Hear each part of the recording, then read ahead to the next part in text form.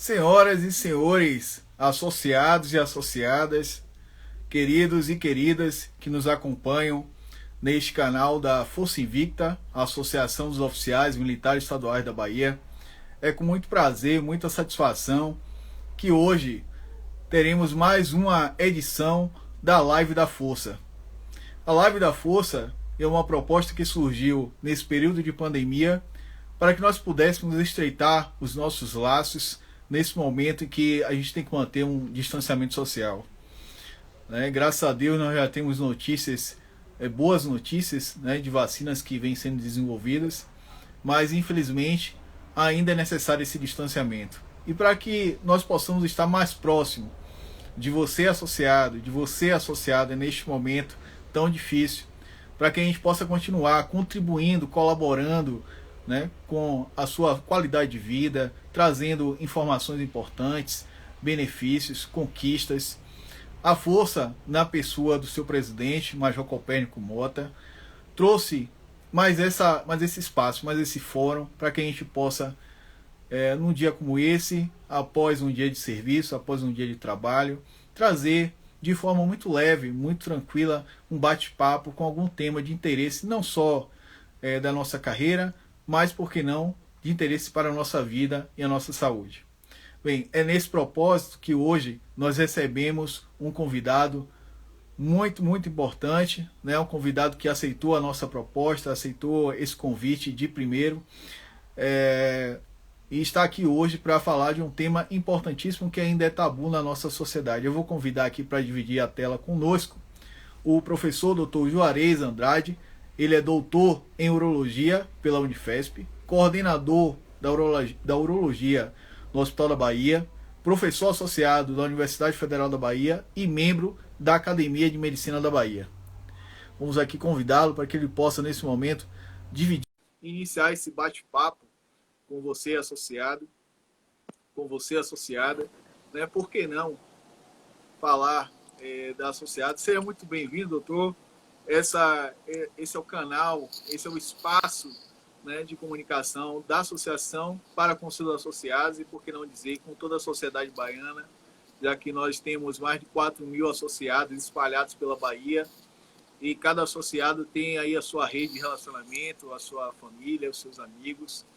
Então, a nossa expectativa é de que essa informação que a gente vem trazer hoje, uma valorosa contribuição do senhor, possa chegar a todos os recantos da nossa Bahia. Falava há pouco de que nós ainda vivemos uma época em que existe um tabu muito forte com relação a esse tema do câncer de próstata e todos os cuidados necessários. Então, mais do que nunca, o conhecimento ele é a ferramenta, se não o único caminho para que a gente possa acabar com todos os preconceitos.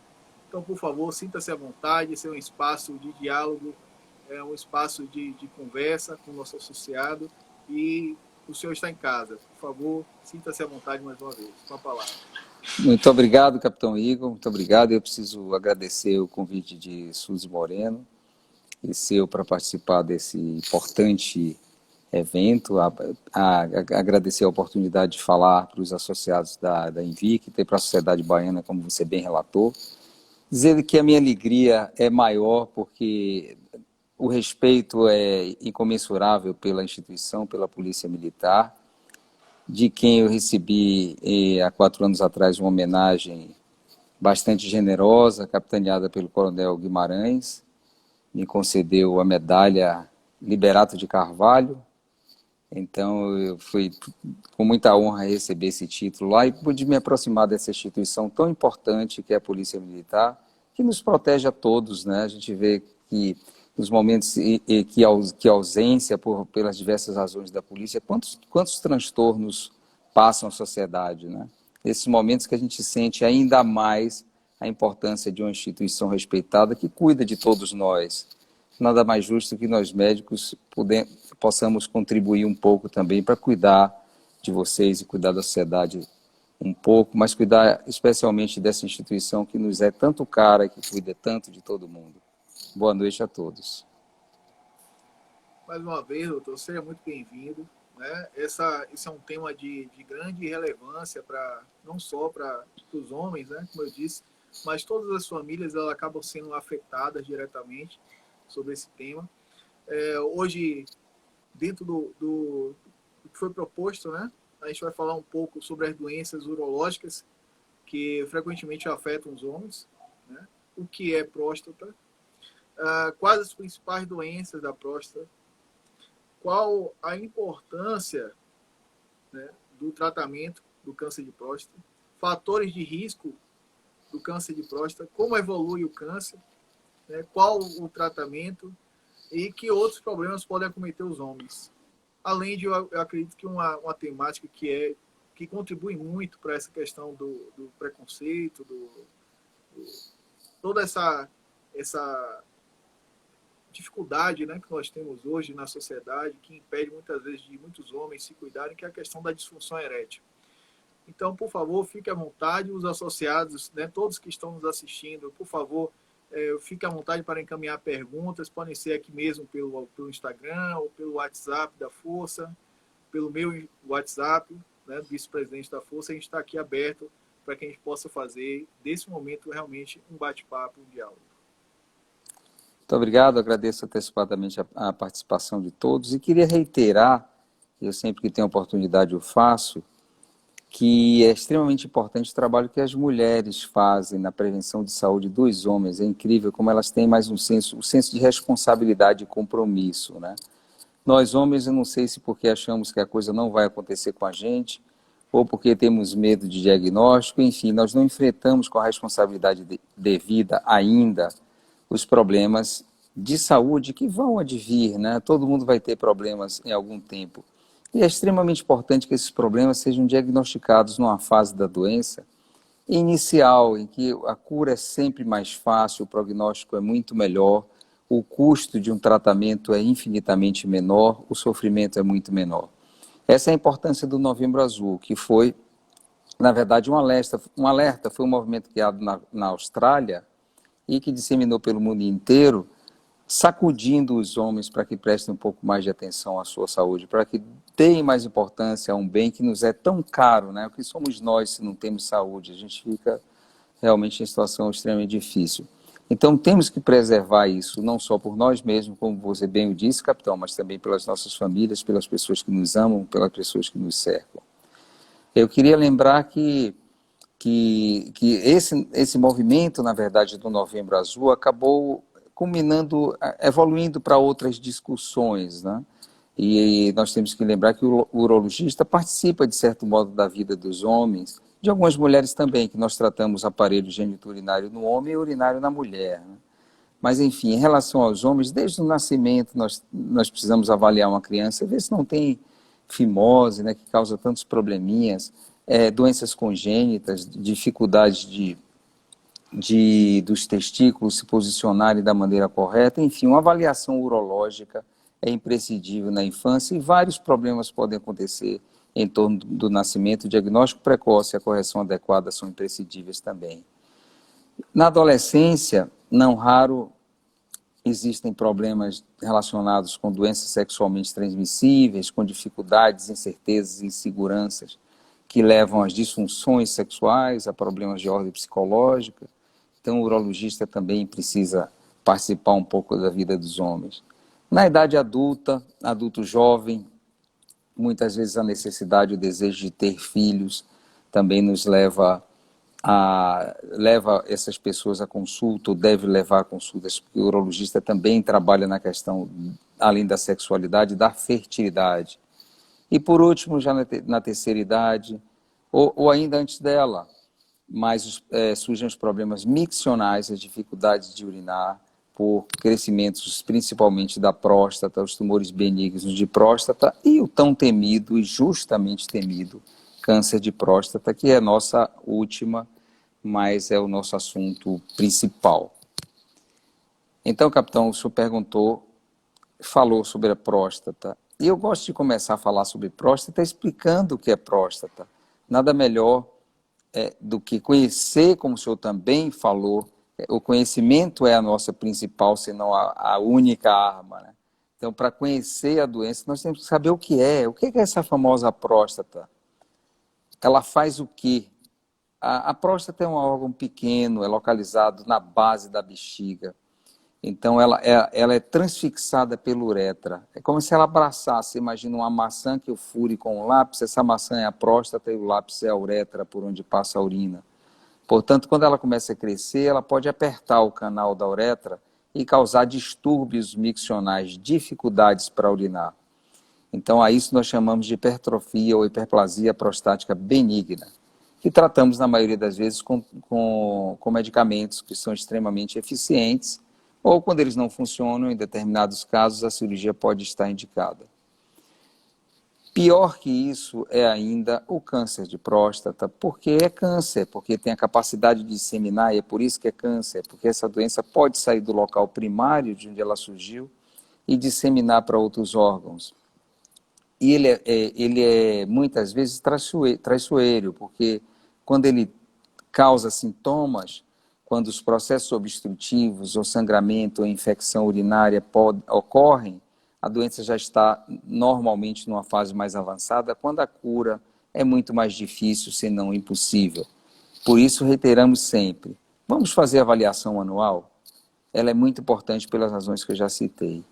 A gente pode até encontrar algumas divergências em literatura, especialmente porque, alguns anos atrás, há cerca de 8 anos atrás, uma importante organização não governamental americana compilou dados de tudo que havia sido publicado sobre próstata, sobre câncer da próstata, e concluiu que o esforço para diagnosticar e tratar um câncer da população em geral era muito grande, o rastreamento de toda a população para encontrar um câncer clinicamente significativo, câncer de próstata, e tratar da maneira conveniente, era muito grande. A relação talvez não justificasse, o custo-benefício talvez não justificasse. Eu tinha que examinar, tinha que investigar muita gente, tratar muita gente, para realmente beneficiar poucos.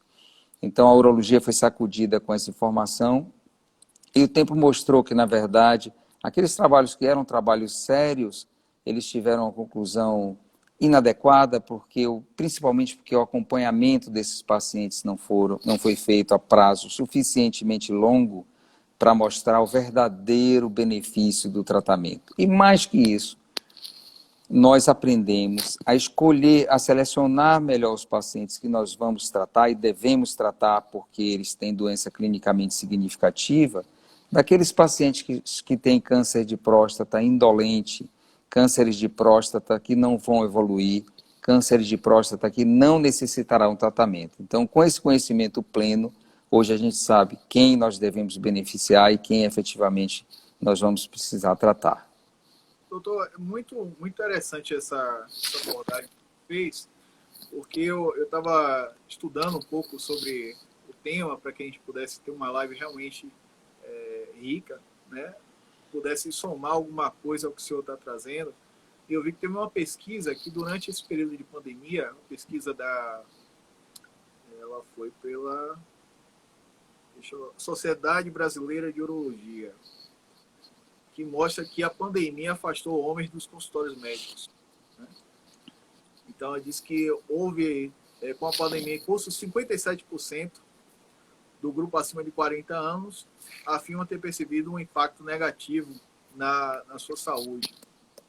Então, seria interessante que o senhor falasse um pouco também sobre isso, porque além do tabu que existe, né, e do preconceito com relação às prevenções, os tratamentos preventivos, existe também essa questão da pandemia, que é um fator importante nesse momento e que tem afastado um pouco as pessoas desse cuidado. Que o senhor tão bem disse agora é de fundamental importância, né? Quanto mais cedo a gente está fazendo esse cuidado, essa prevenção, mais fácil fica a questão do cuidado. Muito bem, parabéns, capitão, pelo seu preparo para essa conversa. Observe que o câncer de próstata é um termo absolutamente genérico. Eu posso estar falando simplesmente de um paciente que não vai precisar fazer absolutamente nada, ou de um outro que precisa tratar de maneira urgente, de certo modo, o mais breve possível. Então, de que isso vai diferenciar? O que vai separar um paciente que precisa de tratamento daquele que pode ser simplesmente acompanhado? E um dos principais fatores desse discernimento, dessa separação, é o estágio clínico. E o estágio clínico é a fase que a doença se encontra. Então, o que a gente observa naqueles países que resolveram não fazer o rastreamento e no Brasil, com esse afastamento dos pacientes do consultório, é uma migração de estágio clínico da doença. Ao invés de diagnosticar na fase inicial, quando a cura é muito mais fácil e muito mais possível, nós conseguimos curar acima de 90% dos pacientes na fase inicial das doenças e praticamente não conseguimos curar ninguém nas fases mais avançadas. Portanto, essa migração, esse período de afastamento dos consultórios já fez com que, e eu temo que faça cada vez mais, o nosso diagnóstico seja feito em doenças mais avançadas e isso com um custo importante para a população em geral. Interessante. O senhor falou muito sobre a questão de prevenção, né? Existe uma dúvida que ela é recorrente com relação à questão do fator hereditário, né? Eu tenho um caso, meu pai recentemente, tem há poucos anos, ele foi diagnosticado com câncer de próstata, né? E teve que se submeter a um procedimento cirúrgico, radical, e apesar disso ele era uma pessoa que fazia uma prevenção, digamos assim, irregular, né? Mas mesmo assim houve essa necessidade desse procedimento cirúrgico. Eu acredito que seja uma dúvida recorrente de muitos que estão nos assistindo, né? Qual a importância desse fator hereditário, né, na questão do câncer de próstata? São duas questões importantes. Primeiro, em relação ao fator hereditário, nós sabemos que pacientes que têm parentes de primeiro grau na família, a cada parente, dá para a gente dizer que a cada parente de primeiro grau, ele dobra a chance de ter um tumor de próstata, um câncer de próstata clinicamente significativo. Então, quem tem irmãos ou teve pai que portador de câncer da próstata, especialmente se esses parentes foram acometidos numa fase mais precoce da vida, e quando a gente fala em próstata em fase precoce é 60, 65 anos, a chance aumenta expressivamente. Portanto, história familiar é extremamente importante. Outro aspecto importante, só para não esquecer, é raça, né? E nós temos muita gente de cor negra na Bahia, então para a nossa população isso é um alerta ainda mais expressivo, né? Então pacientes da raça negra devem cuidar um pouco mais, porque a doença costuma acometer os negros numa fase mais precoce da vida e questiona-se também se não é mais agressiva nos negros, portanto nós temos ainda que proteger essas pessoas. Mas bem, quando nós falamos de prevenção do câncer da próstata, é um termo meio genérico. Na verdade, nós prevenimos a detecção de uma doença mais avançada, porque nós aprendemos e muito a diagnosticar precocemente e a tratar adequadamente um câncer da próstata, mas a gente não sabe efetivamente prevenir o início do câncer da próstata, entende? A gente deve dizer assim, que quem viver terá câncer da próstata, quem viver muito terá câncer de próstata um dia, a chance aumenta expressivamente com a idade. O que nós médicos pretendemos é diagnosticar precocemente, identificar aquele paciente que tem um câncer clinicamente significativo ainda relativamente jovem, para que a gente possa tratá-lo e evitar a progressão da doença, que isso sim traz consequências catastróficas, inclusive a morte.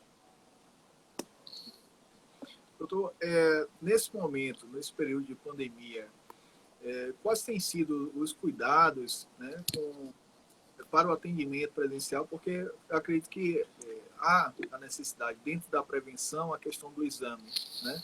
Eu queria que o senhor falasse um pouco mais sobre essa questão dos exames preventivos que devem ser feitos, a partir de que idade a gente deve começar a fazer esse tipo de exame. O senhor falou que o cuidado com a prevenção, né, do nosso sistema ele começa desde o nascimento, né, digamos assim. Mas, especificamente, essa questão da próstata, a partir de qual idade a gente deve começar a se preocupar e quais são os exames, né, que são indicados, o que é que a gente deve analisar, o que é que o senhor, enquanto especialista, analisa, quais são os indicadores, digamos assim? Bem, o que nós preconizamos é que todas as pessoas, todos os homens a partir de 50 anos, se assim o desejarem, que é claro, toda decisão médica é do paciente. Tem pessoas que simplesmente não querem fazer parte desse processo. Eu me lembro e cito muito um paciente austríaco que me perguntou que se ele não fizesse nada com o câncer da próstata dele, ele viveria 5 anos. Eu respondi que sim, que pelo câncer da próstata ele não teria chance de morrer nos próximos 5 anos. Ele simplesmente disse que não queria viver mais que 5 anos e pronto, eu nunca mais o vi. Então depende muito da decisão do paciente. Mas o que nós preconizamos é que todo mundo, a partir dos 50 anos, todo homem faça anualmente a sua visita ao urologista.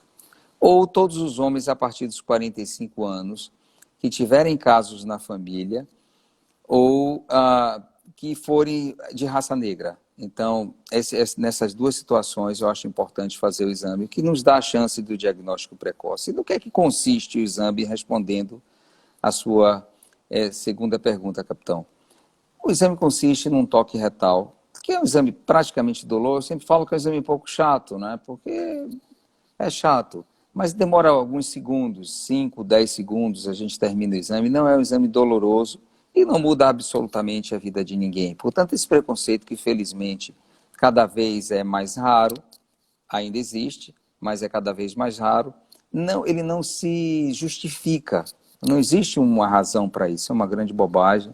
As mulheres fazem os exames delas regularmente e não tem problema nenhum. Então, os homens precisam se acostumar a fazer. Além do toque retal, e por que o toque retal é importante?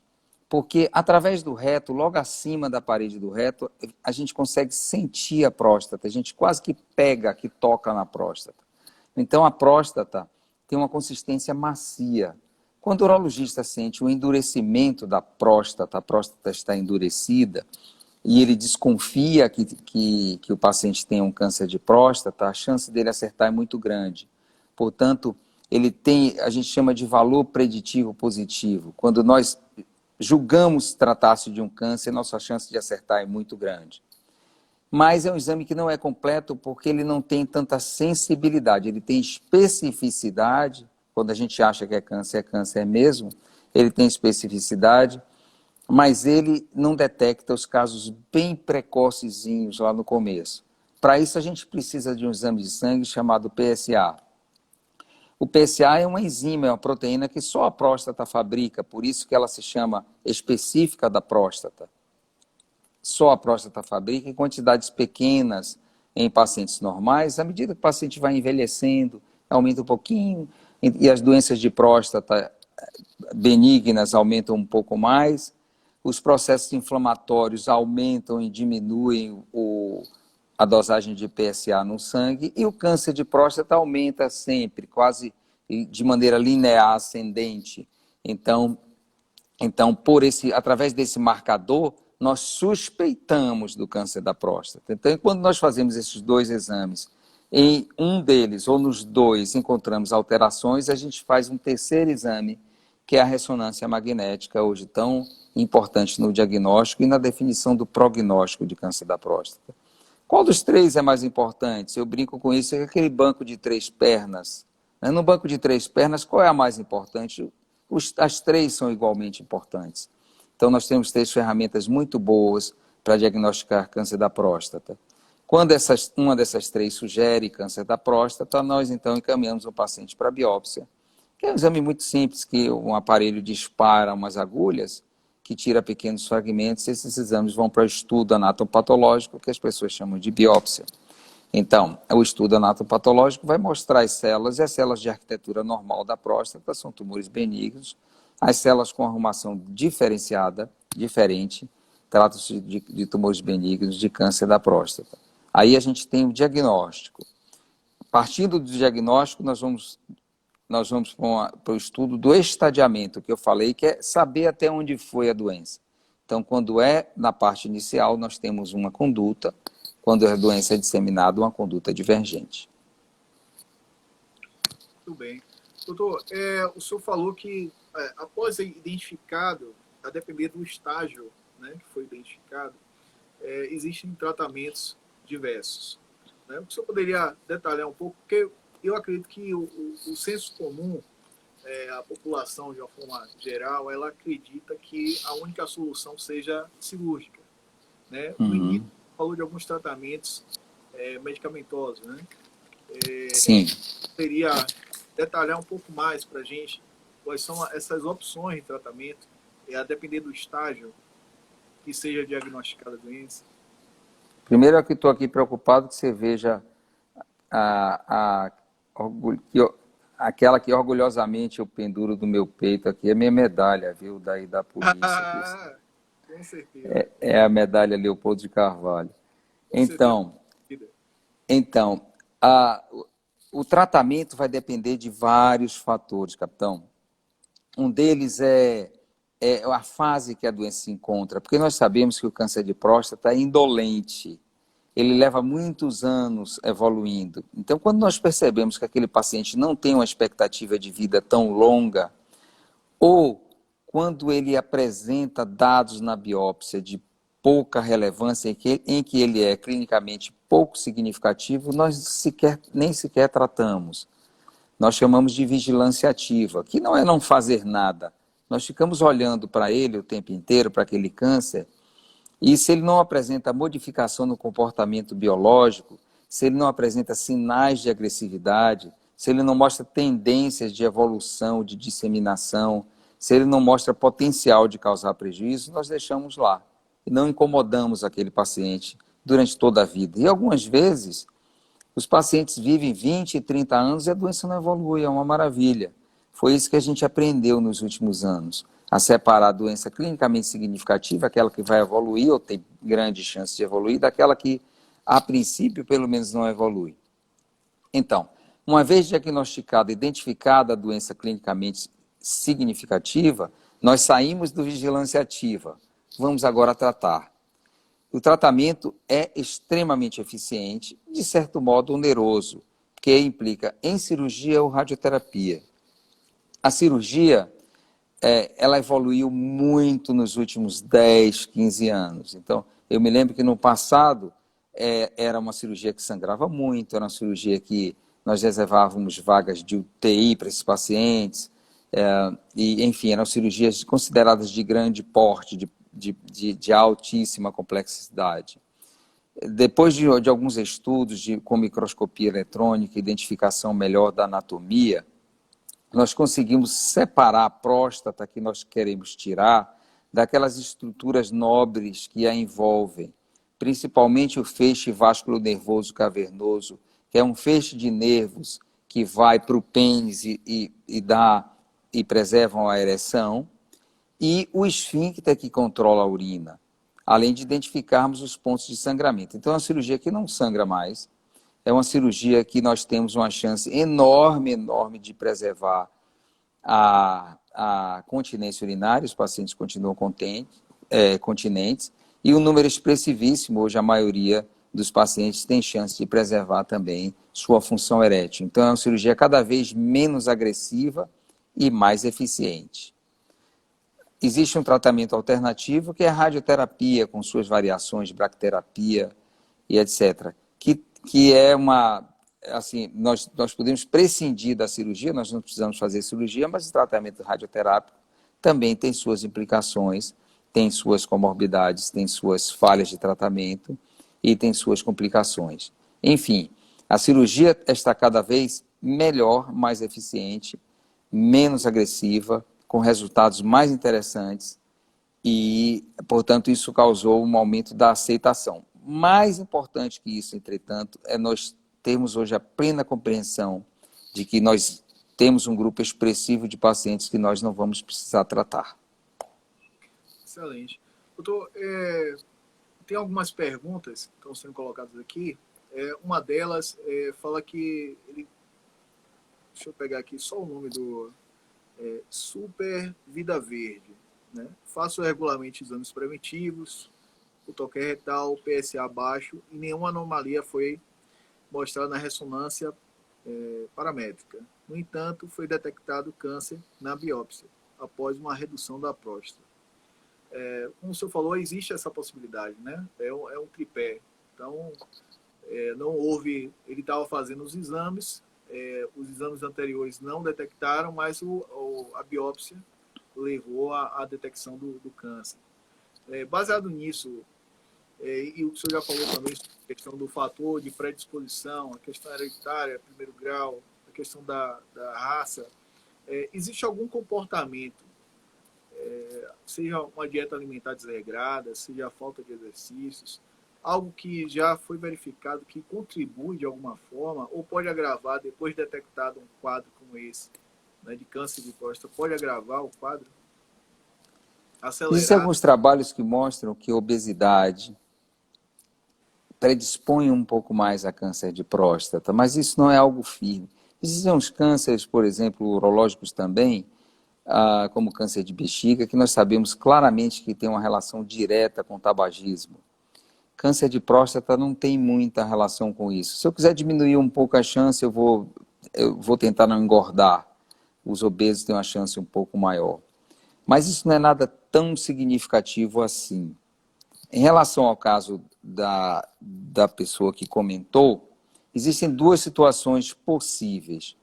Ou existia algum indício de câncer de próstata, porque a biópsia só é realizada se o PSA estiver aumentado, se o toque retal for alterado, ou uma ressonância num exame por outra causa mostrar alteração da próstata e, portanto, a biópsia está indicada. A segunda hipótese, bem, então se ele fez uma biópsia, inicialmente e diagnosticou um câncer de próstata, ele tinha alguma razão para isso. Algo motivou o médico a realizar a solicitação da Existe um biópsia. indicativo, Em, né? em outra situação, ele pode ter sido operado por um processo obstrutivo por um tumor benigno e um achado incidental da biópsia, do exame anatomopatológico, mostrou um câncer da próstata. Geralmente são cânceres de pouca importância clínica e não necessariamente necessitarão de tratamento. Algumas vezes, entretanto, o câncer mesmo incidental pode ser clinicamente significante, ele precisará de tratamento sim. É bom chamar a atenção que quem operou a próstata por tumor benigno deve continuar examinando sua próstata anualmente, porque quando a gente opera um tumor benigno, nós retiramos a parte central da glândula, o núcleo da glândula. A parte periférica, que é onde nascem a maioria dos tumores, cerca de 80%, permanece preservada e, portanto, suscetível à doença, uma nova doença, que é, no caso, o câncer de próstata.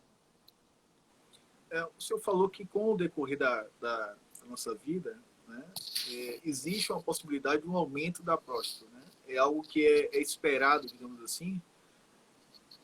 Sim, capitão, é sim. A próstata começa a aumentar por volta dos 40, 45 anos. Ela, quando nós somos muito jovens, ela é muito pequenininha, do tamanho de uma castanha.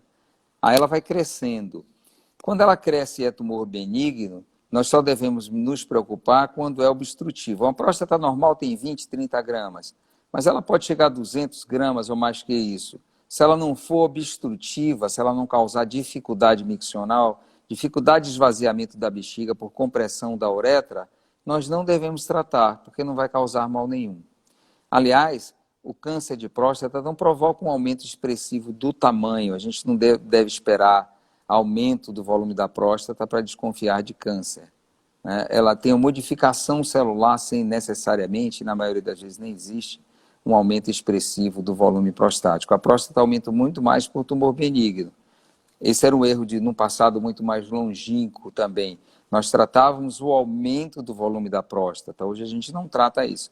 Nós tratamos se esse aumento causar um prejuízo, uma obstrução, uma dificuldade para urinar, que também leva a consequências muito significativas, apesar de ser um processo benigno. Entendi. Bem, para quem chegou agora na nossa live, essa é a live da Força Invicta, onde nós, desde o período que iniciou esse momento que nós estamos vivendo, esse momento difícil da pandemia, nós buscamos esse espaço, através do nosso presidente, Major Copérnico Mota, para nos aproximar cada vez mais do nosso associado e também da sociedade baiana. Hoje nós temos o prazer e a satisfação de estar aqui conversando, nessa conversa muito agradável e enriquecedora, com o Dr. Juarez Andrade. Né? Para quem chegou agora, ele é doutor em urologia pela Unifesp, coordenador da urologia do Hospital da Bahia, professor associado da UFBA e membro da Academia de Medicina da Bahia. Então, para quem está entrando agora, seja muito bem-vindo. É uma satisfação enorme ter o professor aqui conosco. E eu tenho certeza que essas informações que a gente está discutindo aqui são dúvidas que pairam, né, em toda a sociedade. Muitos homens, ainda numa sociedade machista que a gente ainda vive, né, ainda tem uma resistência muito grande, um tabu, né, que impede da gente realizar o cuidado preventivo adequado, que passa aí pela questão do exame do toque retal e principalmente, doutor, com relação à disfunção erétil, que é uma grande preocupação, acredito que de uma boa parte, né, das pessoas, dos homens que são acometidos por essa doença ou temem essa doença.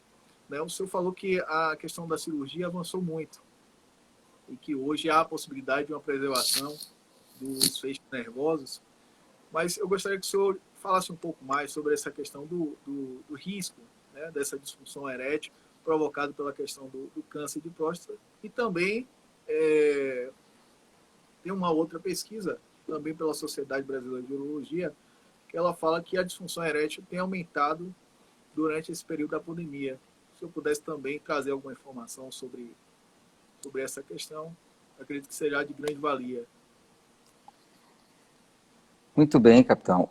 Seguramente aumentou bastante mesmo, principalmente pelos aspectos psicológicos, né? Nós precisamos de 4 fatores funcionando bem, né? Nós precisamos dos nervos bem, dos vasos, dos hormônios e de uma cabeça tranquila, né? É muito frequente um desajuste psicológico numa fase em que você precisa ter um comportamento completamente diferente de tudo que a humanidade já viveu, né? Um isolamento pleno, um medo muito grande de adquirir uma doença com potencial importante de letalidade, né? Então, esses fatores atrapalham muito. A atividade sexual vem quando tudo está tranquilo, né? Nós, na situação de perigo, de fuga ou luta, ninguém tem relação sexual. Então, isso tem desequilibrado e causado importantes problemas de ordem psicológica com consequentes resultados negativos sobre esse aspecto. Mas em relação às outras etiologias que não psicológicas da disfunção erétil, da dificuldade de ereção no homem, uma importante ainda causa, não é a mais importante, mas a importante causa é a cirurgia da próstata, né? A gente pensa assim, é porque tirou a próstata? Não, a próstata não é um órgão da sexualidade, ele é um órgão da fertilidade. A próstata produz o PSA, que o liquefaz o sêmen, ele produz uma parte do esperma, portanto ela é importante na fertilidade. E exerce um certo controle também, um controle passivo da micção, né? Então, só que quando nós retiramos a próstata, nós podemos traumatizar ou seccionar os nervos que passam do lado dela, a gente chama de posterolateralmente, do lado e atrás da próstata, passam nervos que vão dar ereção. Então, nós aprendemos a preservar esses nervos e, portanto, na maioria dos pacientes a gente consegue a preservação da potência sexual, mas não é uma garantia plena, o número ainda de pacientes perde ereção. Felizmente, nós temos correção para isso, né? Vou falar um pouco da correção, porque eu quero falar primeiro de outros fatores que ocasionam isso. A gente às vezes fala que a disfunção erétil é um problema muitas vezes cardiológico, cardiovascular, porque as doenças cardiovasculares que causam a dificuldade de progressão do sangue para o pênis, na ereção se dá porque o pênis enche de sangue, né? Então, se as artérias não estão fluindo bem para os tecidos, inclusive para o pênis, a ereção vai acontecer com mais dificuldade. Então, a aterosclerose, né, depósito de colesterol dentro das artérias, com dificuldade de veiculação do sangue, provoca a disfunção erétil também. O diabetes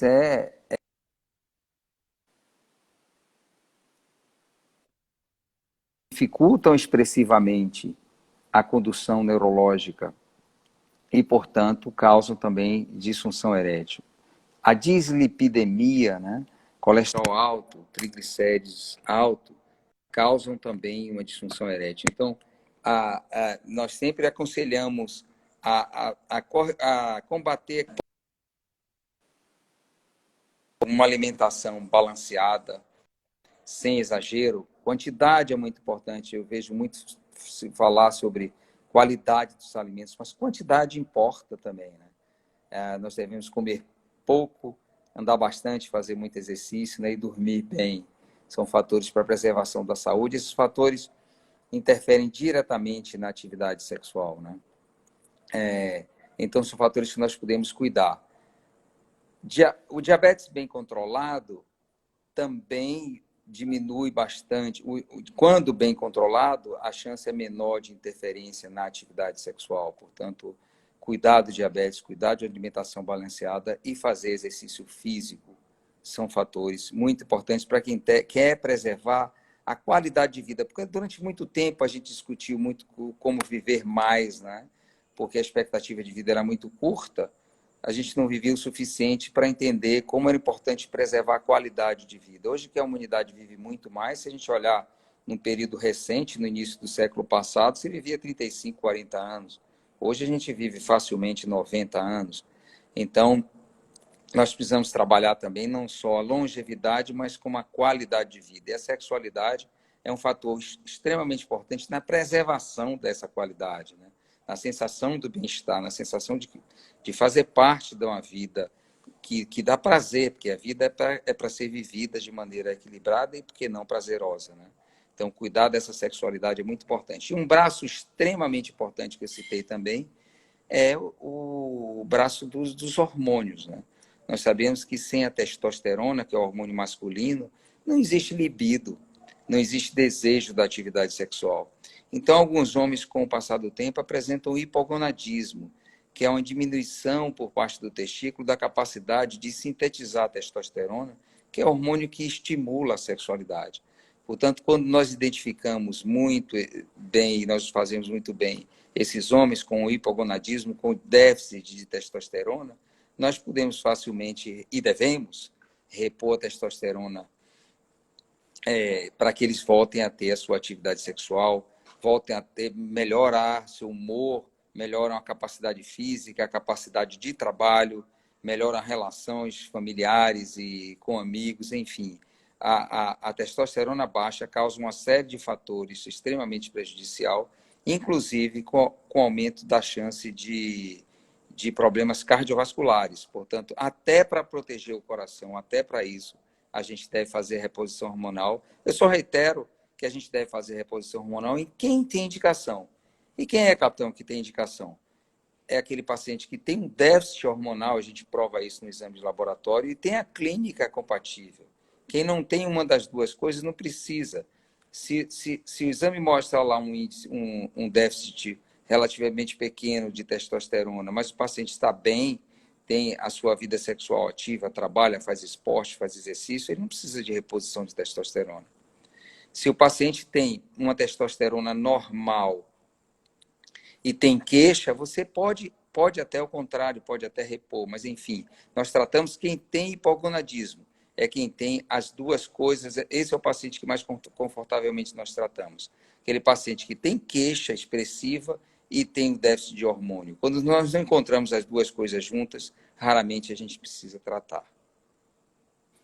Bem, eu acho que a gente poderia passar mais de uma hora conversando aqui sobre esse tema, porque ele é muito complexo, né? E ao mesmo tempo importante, eu acho que para o nosso dia a dia, a gente às vezes acaba focando muito na questão do câncer de próstata e não pensa, né, em todas essas variáveis que o senhor trouxe agora, que são tão importantes para a nossa qualidade de vida, não só nesse estágio da vida, quando o senhor diz que há uma indicação da gente fazer um acompanhamento a partir dos 45, dos 50 anos, mas desde sempre, né? Porque a importância do sexo, né? Dos nossos relacionamentos, na nossa vida, como o senhor disse, né? A questão dos hormônios, a importância deles no nosso trabalho, na nossa disposição para atividade física, enfim.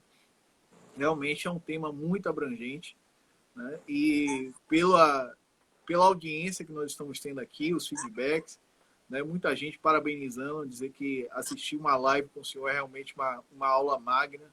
Obrigado. São muitas manifestações aqui de pessoas que estão parabenizando o senhor por essa live, por tanto conhecimento que o senhor tem nesse momento aqui, né? Muitas pessoas estão em casa e estão tendo a oportunidade de ter essa aula com o senhor. Eu queria que o senhor pudesse falar um pouquinho mais. O senhor acabou entrando por um tema que eu acho que é de grande importância, não só para a questão dos homens, mas para a família como um todo. Porque quando um ente da família, né, um membro, não está, digamos assim, com a sua qualidade de vida, não está bem consigo mesmo, isso acaba repercutindo em toda a família. Né? Então, no momento que nós estamos vivendo, essa questão de pandemia, o importante do cuidado de todos. E aí o senhor falou no início da questão da importância da mulher, né? Nesse cuidado, nessa prevenção. E nós temos muitas mulheres aqui assistindo a nossa live, né? Que têm aí seus maridos, seus companheiros, seus pais, seus avós, né? Por que não seus filhos, que a gente está aqui num processo de educação. E qual a importância delas nesse momento, né? Eu sempre agradeço, né? Porque elas são mais amadurecidas. Parece que as mulheres já evoluíram um pouco mais aqui. Vamos confessar isso, a gente está um pouco atrás. Mas, enfim, o senso de responsabilidade delas com a saúde é maior. Então, eu não tenho esse dado estatisticamente, mas é raro assim um homem que vai ao consultório por iniciativa própria, casado. Assim, geralmente é a mulher que marca, é a mulher que insiste, é a mulher que leva. E muitas vezes vai até e não volta para levar os exames, ou não faz os exames que a gente solicita, ou mesmo não usa as medicações e não faz os tratamentos que nós preconizamos. Então, elas têm esse senso de responsabilidade maior. Não sei se é só cultural ou é delas mesmo, porque elas estão mais acostumadas desde a adolescência, vão sempre nos ginecologistas, então, e nós homens não. Como eu disse, a gente tem talvez aquele sentimento de com a gente não vai acontecer e, portanto, não frequenta nossos médicos regularmente. Então, eu realmente sempre aproveito a oportunidade para agradecer isso que elas fazem por amor, né? Quem ama, cuida, não é mesmo? Então, as mulheres têm esse papel que é extremamente importante. E, voltando ao assunto da sexualidade, é importante imaginar que, por exemplo, uma simples queda de humor, né? Alguém está mais mal-humorado, está mais arredio, conversa menos ou um pouco mais ríspido do que de costume. Pode não ser nada diferente de uma simples queda de testosterona, simplesmente. É uma condição orgânica e não psicológica. Então, nós devemos sempre afastar os fatores orgânicos antes de achar que as coisas são de origem psicogênica. Portanto, dosem a testosterona de pessoas que têm variação expressiva de humor, de comportamento, que têm um pouco mais, um quadro talvez depressivo, de resistência a encontrar amigos, a ir trabalhar ou de fazer exercício. Façam isso, porque é claro que a sexualidade é extremamente importante, mas não é a única coisa afetada com o déficit hormonal expressivo. Ok, doutor. A gente está chegando aqui no momento que a gente vai ter que se despedir. Como eu disse, o Instagram limita, né, nosso tempo em apenas 60 minutos. Eu quero, desde já, agradecer ao senhor pela disponibilidade, né, agradecer por ter aceitado o convite primeiro de nossa assessora de comunicação que está aqui, Suzy Moreno. Quero também fazer um agradecimento a ela, porque boa parte do trabalho que nós estamos desenvolvendo, principalmente nesse período de pandemia, tem a participação efetiva dela, né, da profissional que ela é, da competência dela, né, e ela nos brindou com a presença do senhor. agradecer a todos que estão aqui nos assistindo, né? Eu sei que muitas vezes a gente está na nossa rotina, né? E nós que somos da área de segurança pública e defesa social, porque nossa associação também contempla os bombeiros militares, nós não paramos nessa pandemia, né? Estamos, digamos assim, exercendo o nosso juramento, que diz que é servir ao próximo com risco até da própria vida. Então, assim como os médicos e tantos outros profissionais que não pararam nesse momento de pandemia. E eu sei que às vezes chegar em casa e ainda assistir uma live, por mais interessante que seja, às vezes não é fácil. Mas quero dizer a todos que essa live vai estar disponível, né, no nosso canal. A gente tem uma audiência, muitas vezes até posterior, maior do que a live em si, por conta dessas questões que a gente acaba colocando, né, de outros compromissos. Mas eu tenho certeza que qualquer um que acessar essa nossa live vai ter uma grande oportunidade de dirimir muitas questões e, quem sabe, até esgotar essa questão do preconceito e, de uma vez por todas, entender que o conhecimento, né, a prevenção, o cuidado é mais importante do que depois descobrir e tratar a doença. Então, por favor, fique à vontade para suas considerações finais. Se o senhor puder falar um pouco das campanhas que o senhor participa, ou que estão acontecendo, né, que a gente possa ter acesso, que a gente possa divulgar, né? Esse é um canal que está aqui, estamos à disposição, né, para fazer esse tipo de divulgação, esse trabalho de utilidade pública. Muito bem, capitão. Eu queria realmente agradecer, na verdade, a oportunidade. Foi com muita alegria que eu recebi esse convite, com muito prazer que eu participei desse evento tão bem conduzido por você, que tem um preparo espetacular para a gente conversar de uma maneira construtiva e útil, que é isso que nos interessa, né? Dizer da minha alegria de participar, pelo respeito que eu tenho pela instituição. Acho que vocês são os verdadeiros heróis, né? Bombeiros e policiais, né? São os que nos protegem a todos, né? Imagina o que seria da sociedade sem vocês para controlar os desmandos, né? E controlar um pouco as imperfeições humanas, que elas existem e estão por aí, né? Então, enfim, colocar-me sempre à disposição quando eu puder ser útil, eu farei com todo prazer e com muita alegria. Realmente, para mim, é uma condição muito especial, um motivo de orgulho receber esse convite. Agradecer a Suzy, porque escolheu, ela tem uma gama de profissionais aí, claro que ela tem contato expressiva, e gentilmente me escolheu para participar e me deu esse prazer de uma noite tão aprazível, tão agradável. Dizer que realmente tem que ficar, depois de uma conversa nesse nível, aquela semente do cuidar, né? Do que nós devemos, o que nós temos para cuidar que é mais importante do que a saúde? Nada, né? A gente vai no avião, né? E falam que quando a máscara cair, a gente deve colocar primeiro na gente e depois colocar nos outros. Aquilo não é uma demonstração de egoísmo, é simplesmente uma estratégia, que se eu quero cuidar das outras pessoas, eu tenho que estar inteiro.